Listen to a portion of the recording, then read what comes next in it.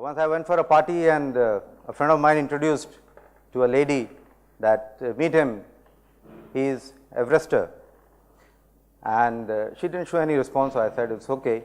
After 2 minutes she came to me and she said, please don't mind, but I prefer MDH masala to Everest masalas. Anyway, today I am here to share with you this idea how one can achieve success from the board of dolphins to the Yeti. It's a metaphor, and as we saw that presentation on stress and the previous presentations on the various aspects in a country, one thing is for sure, that all of us have optimism, and we can achieve anything if we have this optimism in us. It may take some time, may have require some patience. I was just an ordinary guy, and I still am, and I'll just tell you about my experience, how have I gone through these my journey so far. First of all, I'll come to the aspect of vision or dream. You know, everybody or every organization has a dream or a vision to achieve the Mount Everest in them. That is, you know, you want to be like you wanted to come to TEDxIIMAhmedabad. That was your top dream till you came here. Now you have certain other dreams. All of us are aspiring. That's how human beings are, you know, up and always trying to do things beyond and achieve. And that's why standing on 2 feet and not crawling on 4. As we go ahead, coming specifically to this aspect of dolphins and Yeti, just want to tell you what's the difference in the environment of the two. When I talk of dolphins, I'm talking of the seas, the underwater, and things like that. So, you know, those places are claustrophobic. By underwater, I mean, you know, going as a scuba diver as well as being a submariner, you know, which operates underwater. You have, you know, in submarines you have very hot temperatures in engine rooms, above 50 degrees, it's very humid, and per se there's hardly any space. So you have to actually lead a very sedentary lifestyle where you're working, but you don't have much of physical work. Whereas if you get to the mountaineering part of it, Yeti is a monster, you know, with big foot, not yet seen, but we all believe it's there in the Himalayas.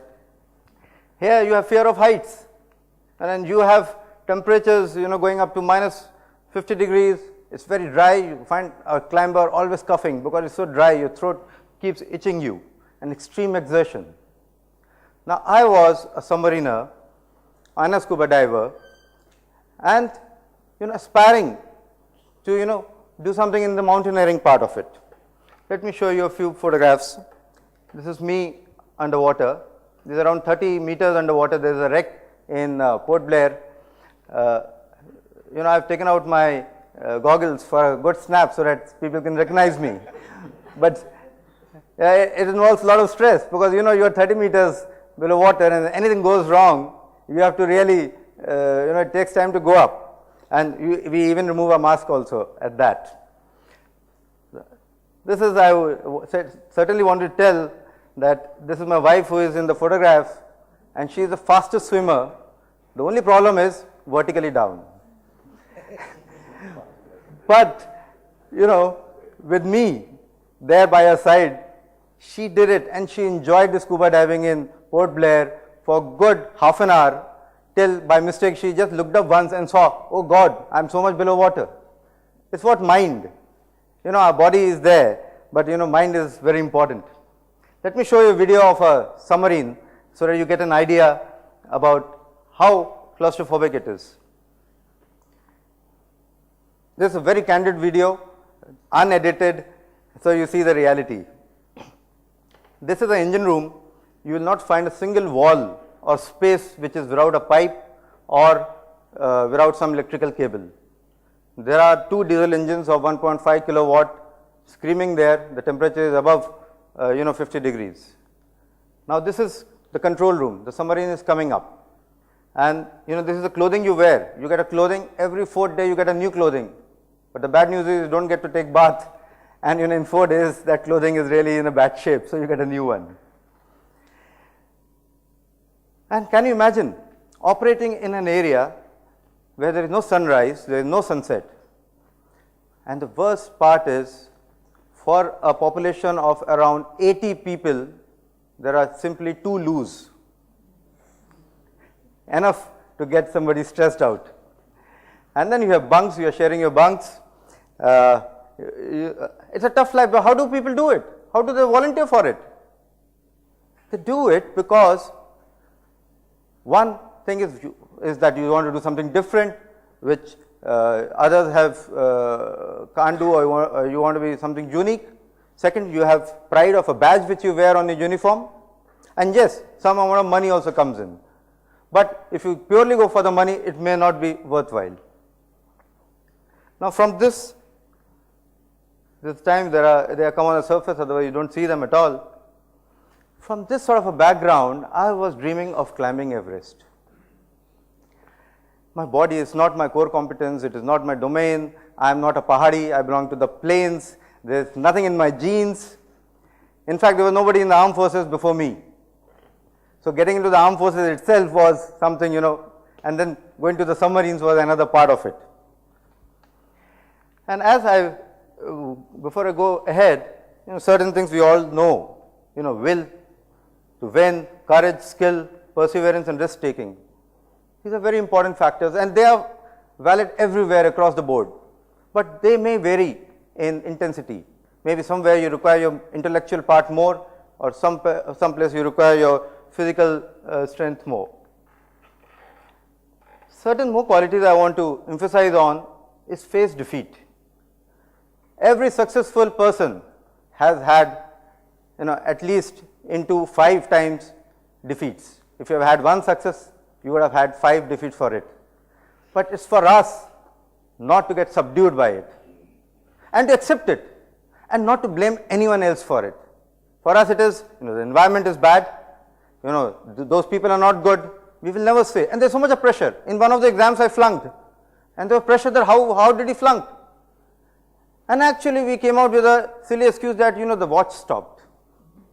So I didn't have a, there's so much of pressure, you can't say that no, I was not good enough, so I didn't succeed. No, even I failed at that. The fact was that I didn't do well. But yes, I had to find an alibi that say that the watch didn't work, and then my parents got the blame that, why couldn't you give a child a good watch? So he would clear the exam. Next is team player. Lone heroism is very difficult for it to work. You have to be a team player, and as you go up in your further assignments, you will really find a good team player always does good. Now, this is something which I have thought of. Soap theory. With so much of negativity and things around you going wrong, not the way you want it, you should be like a soap. What does a soap do? When anything dirty, you go, your hands may be, have dirt of, food or whatever. You go and you clean it, but the soap doesn't get dirty. It remains hygienic. For us, it is very important that whatever negativities are there, understand them, fine, but don't let them affect us internally. Second, I would like to talk about this radium theory, and as something which I have thought about. Like today, this session is going on. We have been enlightened by so many speakers here. We like it, we appreciate it, we feel for it. We step out of this room blank. Radium has a half-life period. It's a radioactive item. It's very important for us to retain what we see and hear. What we tend to do is, yes, very good, and we forget. We don't apply in our lives. We behave exactly opposite what we thought we should. So the more we improve this, half-life of our retaining is really going to benefit us in achieving success. So with my dream, I told you I wanted to climb Everest. In one of the expeditions, 6 months before that, I had frostbite in my third little finger. It is still smaller than the rest. People told me, you have had frostbite, now forget about mountaineering. People don't go for mountaineering after frostbite. You have had such a big price to pay. I said, no, it was a very minimal price to pay. First of all, it is a third finger. I don't use it for pointing at anyone. I don't use it for thumbs up, or don't use it like the other one for showing to anyone else. The only use that it has is of the ring, marriage ring, and I was a bachelor then. So I said it is of no use, and it's a very small price for what I wanted. So I made my mind positive instead of being negative, which is very important. And with just the previous Diwali in 2003, 2004 is when I climbed Everest. I was burning an hour, and it was not getting burnt. So like a smart cookie, I said, okay, let me try it. And from behind, my dad is saying, don't do it, don't do it. And fut, it goes in my hand. I was left with one hand, left hand with hot burns, right hand with cold burns, and a dream to climb Everest. It's something like, before your exams or in your projects, you will find that, you will never be able to make the deadline. But no, understand it, find the remedy, can't lose heart, you got to keep moving. So the most important stakeholder for the success is yourself, without attributing it to all the negativities of others. It is yourself which is most important, and in ourself a mind, which in the previous one also is talked in terms of stress. Because I am telling you, there are many places a body cannot climb Everest, I am telling you. It is the mind which takes the body there. Because every part in your body is screaming, what are you doing to me? I'm having a good time at Bombay and in the Navy, and everything is fine. I'm getting all the nutrition. Where have you got me? What is the requirement? If you think of your body, any part of your body, it will just give way. So there is one thing which I wrote in the diary while during my Everest expedition. Anything you want to do comes with a price. And if you are ready to pay that price, you will be happy and satisfied. Like here we were trying to climb Everest. What is the maximum price I can pay for it? Death. Not that we wanted to die, nobody wants to die. But we had in mind that death is the maximum penalty. If you take that, at the end of the expedition, you may have climbed, very good, or you may not have climbed, fine, but you are alive to be there. Maybe you got frostbite, but still you will be satisfied because you are part of this expedition and the ultimate prize you didn't have to pay. And in life, if you are going for anything, you just keep in mind at the end of it, you will certainly feel better about it.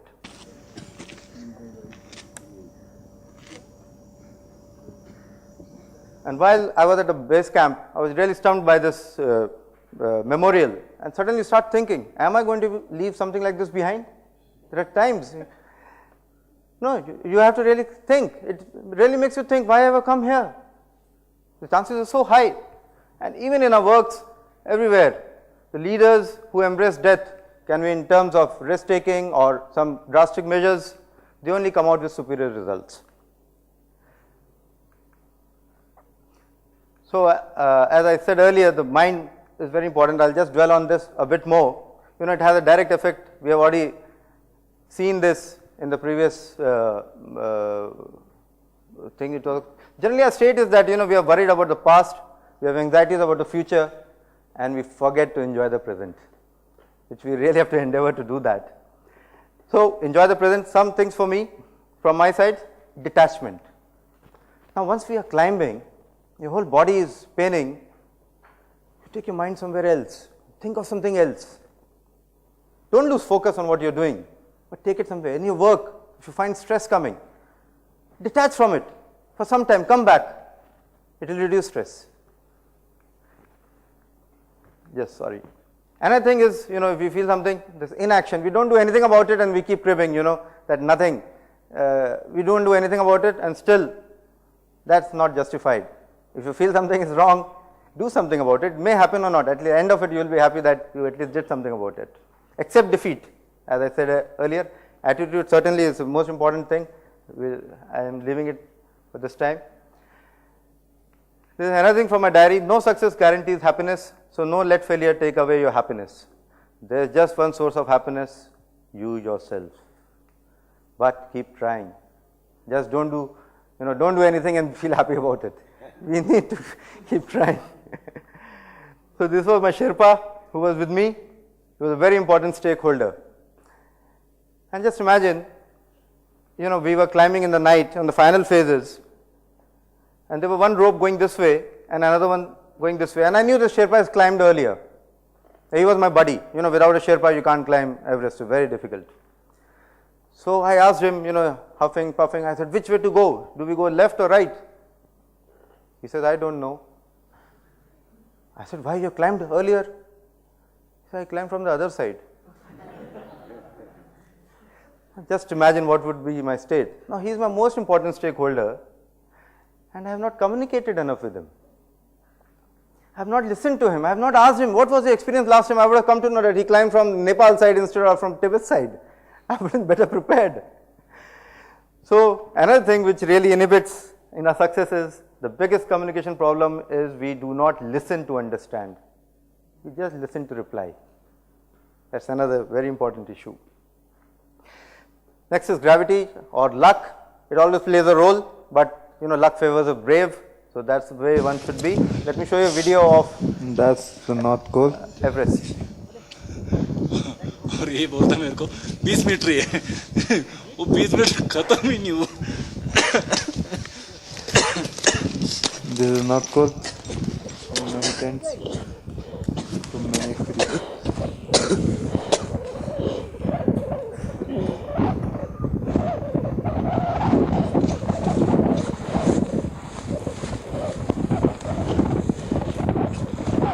Sir, camera.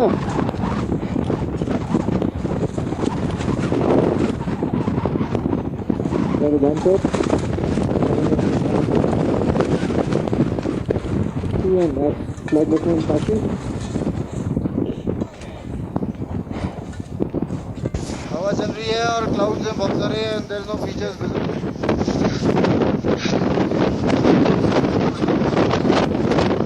Yeah, I'm waiting for clouds to go. Right? Yeah.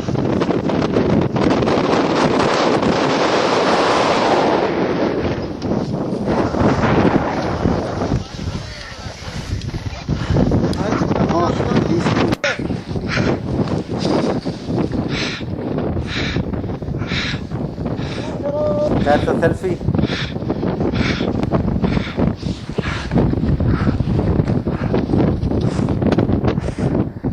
Outside.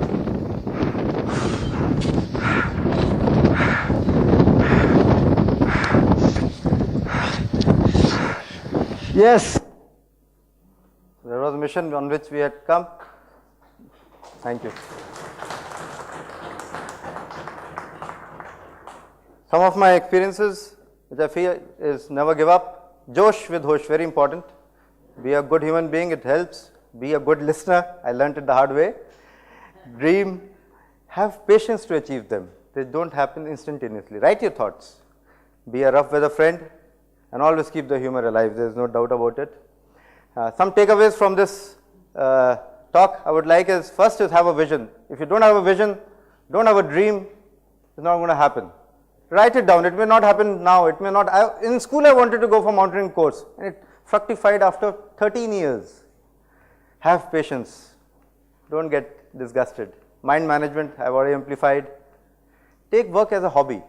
In the sense, don't take it as just work. Say that, okay, some learning experience, something new, like submarine. I thought I'm doing something different. It is so stressful. But no, I never felt it like a job. Mountaineering, it's so tough. No, I felt as if I'm trying to achieve something. If I start thinking as work, I'm not going to really enjoy it at all. Difficult path is for you to decide. Death phobia, don't get bogged down by it, take risk. Expect the unexpected, whatever planning you may do, it may not succeed. And yes, lone heroism versus teamwork, I seriously believe that teamwork is what's important. Communication, already explained. Impossible is actually I am possible. Luck will favor the brave. And the soap and the radium theory, don't let negativities affect you, and retain what you learn good, and humor and celebrate every small victory of yours. That's all. Thank you very much.